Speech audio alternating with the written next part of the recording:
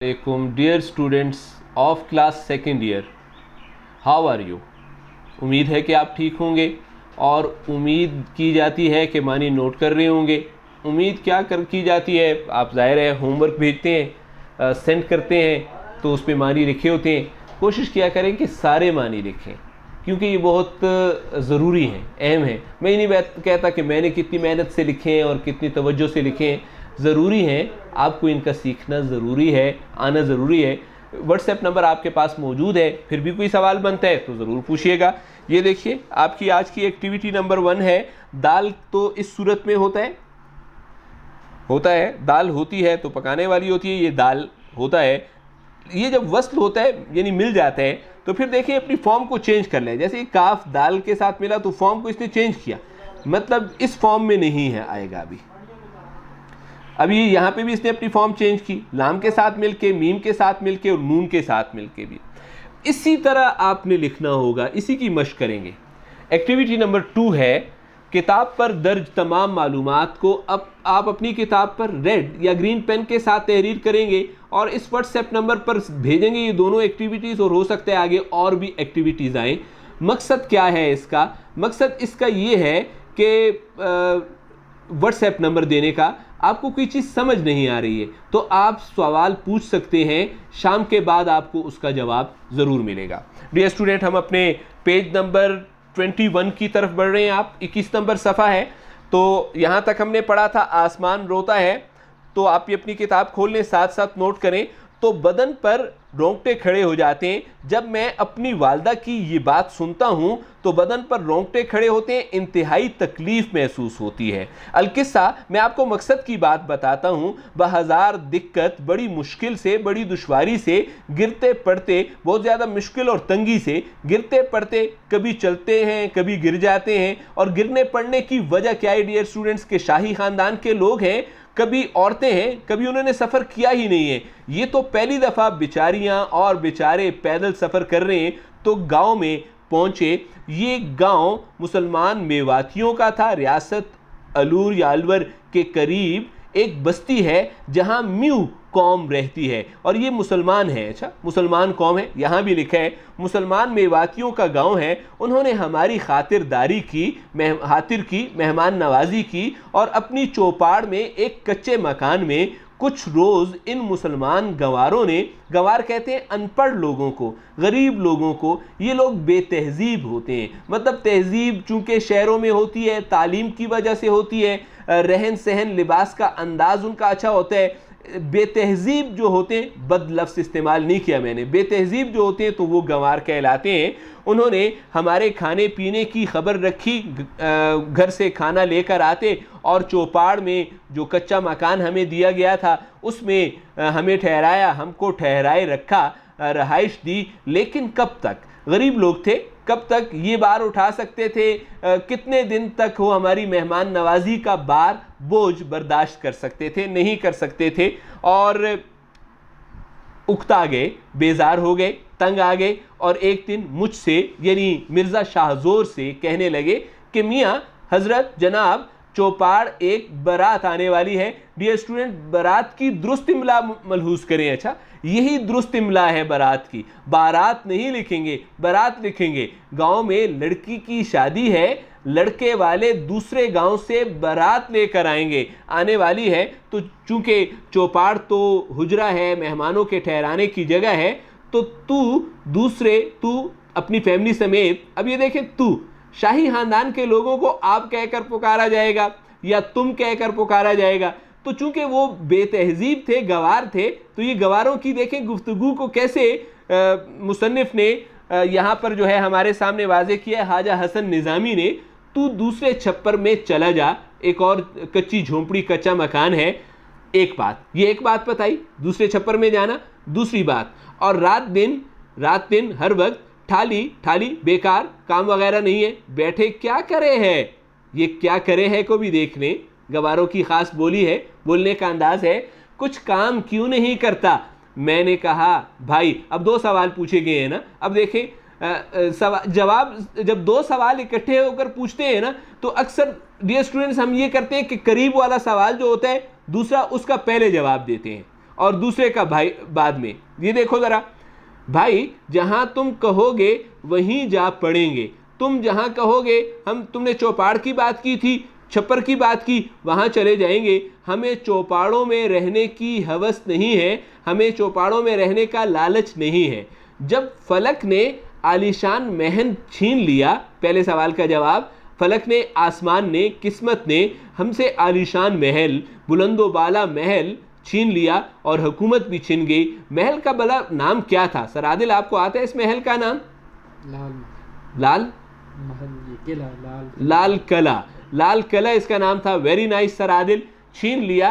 तो इस कच्चे मकान पर, अब ये जो कच्चा मकान जो तुमने हमें चौपाड़, ये कच्चे मकान चौपाड़ का जिक्र है कि तुम चौपाड़ ले रहे हो हमसे, तो हम क्यों कच्चे मकान पर हम जिद करें कि हम जिद करें नहीं, हमने अब इस कच्चे मकान में ही रहना है, तुम हमें छप्पड़ में मत लेकर जाओ, हम इसकी जिद नहीं करेंगे।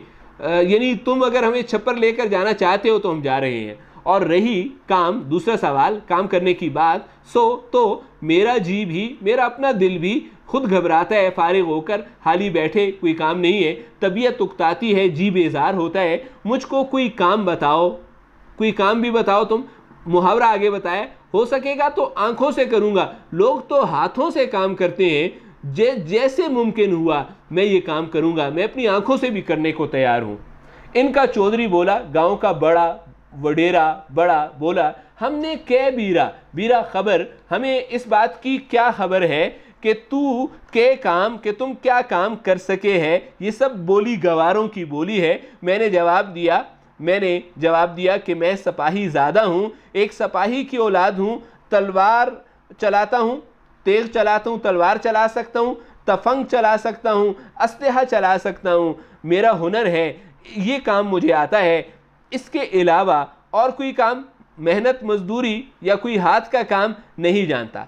गंवार हंसकर कहने लगे, अनपढ़ लोग थे, बेतहजीब लोग थे, हंसे और कहने लगे, ना बाबा ये अब स्लैंग है। अच्छा बाबा लफ्ज़ स्लैंग है, स्लैंग लफ्ज़ मैंने स्टार लगाकर नीचे मानी नोट कर दिए, तशरीह में आपको काम आएंगे ये कि बाबा लफ्ज़ इस्तेमाल किया, ये एक स्लैंग है। स्लैंग अपने असल मानों की बजाय खास मानों में इस्तेमाल होते हैं डियर स्टूडेंट्स, मजाजी मानों में, गैर हकीकी मानों में, झूठे मानों में नहीं, ख़ास मानों में इस्तेमाल होते हैं। जैसे बाबा असली माने बूढ़ा या बुज़ुर्ग के हैं, और यहाँ तो एक नौजवान शाहज़ोर का जिक्र किया जा रहा है, उसको बाबा कहा गया, इसलिए इसको स्लैंग कहा जाएगा। ना बाबा, यहाँ तो हल चलाना होगा, हल चलाना हो, काश्तकारी, घास खोदनी पड़ेगी, खेतों में काम करना पड़ेगा। हमने तलवार के हुनर क्या करने हैं, और ये जो तुम तलवार चलाते हो इसका इस गांव में कोई काम नहीं है, वो तो शाही किले में काम था। गंवारों ने के इस जवाब से मेरी आंखों में आंसू आ गए, रोना शुरू कर दिया और जवाब दिया कि भाइयों, मुझको तो हल चलाना और घास खोदनी नहीं आती। मुझको रोता देखकर गंवारों को रहम आ गया, तरस आ गया, और बोले अच्छा तू हमारे खेत की रखवाली कर, हिफाजत कर, जानवर परिंदे फसल को नुकसान पहुंचाते हैं, हिफाजत कर। और तेरी औरतें, 3 औरतें इनके साथ थीं, इनकी वालदा शाहज़ोर की बीवी और बहन, हमारे गांव के कपड़े सी दिया करेंगी, औरतों के, मर्दों के, बच्चों के कपड़े सी दिया करें। इसके बदले हम क्या देंगे, हर साल फसल मिलती है गंदम वगैरह, उसमें से तुझको अनाज दे दिया करेंगे। ये देखिए ज़रा, गांव में मुख्तलिफ हुनर वाले लोग काम करते हैं, इनकी उजरत, इनको फसल में से थोड़ा सा हिस्सा दे दिया जाता है, ये उनकी उजरत होती है, पैसे नहीं लेते हैं। तुम्हें पैसे नहीं देंगे, अनाज देंगे जो तुझको बरस दिन को काफ़ी होगा। हैश का निशान मैंने लगाया, देखें, सारे साल खाने पीने के लिए ये चीज़, ये अनाज तुम्हारे लिए काफ़ी होगा। चुनांचे यही हुआ कि मैं सारा दिन खेत पर जानवर उड़ाया करता, जानवर भगाना, परिंदे उड़ाना, और घर में औरतें क्या करती थीं, कपड़े सीती थीं। एक दफ़ा ऐसा हुआ कि भादों का महीना आया, 15 से 15 सितंबर तक, सावन के बाद का महीना है, बल्कि ये जो महीना इस वक्त जारी है, इसी महीने को भादों का महीना कहते हैं। और गांव में मौसम तब्दील होने लगते हैं। आप देखें कि अभी मौसम में थोड़ी सी सर्दी आ चुकी है, बारिशें भी ज़्यादा होती हैं। गांव में सबको बुखार आने लगा, मौसम तब्दीली की वजह से बुखार आने लगा। मेरी अहलिया, बीवी और बहन को भी बुखार ने आन दबाया घेर लिया। वो गांव था, ये गरीब और पसमानदा इलाका था, वहाँ दवा और हकीम का क्या जिक्र। गांव में डॉक्टर, हकीम, अद्वियात नहीं होते। ये लोग तो शाही ख़ानदान के थे ना, इनको बीमारी के बाद दवा की ज़रूरत थी, हकीम की ज़रूरत थी। गांव में इनका जिक्र, क्या जिक्र, मतलब ये नहीं होते थे। खुद गांव के लोग खुद लूट पीट कर, यानी बीमारी तकलीफ़ सह सह कर खुद ही अच्छे हो जाते थे, तंदुरुस्त हो जाते थे। मगर हमको दवाओं की आदत थी, शाही ख़ानदान से थे, हकीम से अद्वियात वगैरह लाते थे, उनकी आदत थी। सख्त तकलीफ़ उठानी पड़ी, बड़ी मुश्किल उठानी पड़ी। इसी हालत में एक दिन इस ज़ोर की बारिश हुई कि जंगल का नाला, गांव में जो जंगल था उस नाला चढ़ आया। नाले में पानी की मिकदार ज़्यादा होकर अतराफ में दाखिल हो गया और कमर पानी हो गया, यानी इंसान की कमर तक पानी पहुंच गया, 2 फुट तकरीबन 2.5 फुट। गांव वाले तो इसके आदी थे। क्यों आदी थे? कि हर साल ऐसा होता था, हर साल ही होता था। लेकिन हमारी हालत, हम तो शाही ख़ानदान से थे, हमने पहली बार देखा था। इस तूफ़ान के सबब, इस हवा और बारिश की वजह से मरने से बदतर हो गई, मौत से भी बुरी हो गई। चुनांचे पानी एक दफ़ा ही रात के वक्त घुस आया, अचानक ही, एक दफ़ा ही अचानक ही रात के वक्त। ये चूँकि नागहानी आफात होती हैं, अचानक हो जाती हैं। रात के वक्त घुस आया था, दिन को होता तो थोड़ा सा फिर भी कुछ मेजरमेंट्स हो सकते थे, घुस आया था। इसलिए हमारी औरतों की चारपाइयाँ बिल्कुल गर्के आब हो गई। कमर जब पानी होगा तो चारपाइयाँ पानी में डूब जाएंगी। आखिर बड़ी मुश्किल से छप्पर की बलियों में, ये देखें, ये मकान है, ये ऊपर छप्पर है और ये जो रेड लाइन मैंने लगाई है ये इसकी बलियां हैं, बनेरे का हिस्सा, छत का ये जो बाहर को निकला हुआ हिस्सा है, लकड़ी के टुकड़े, इसमें चारपाइयाँ अड़ाकर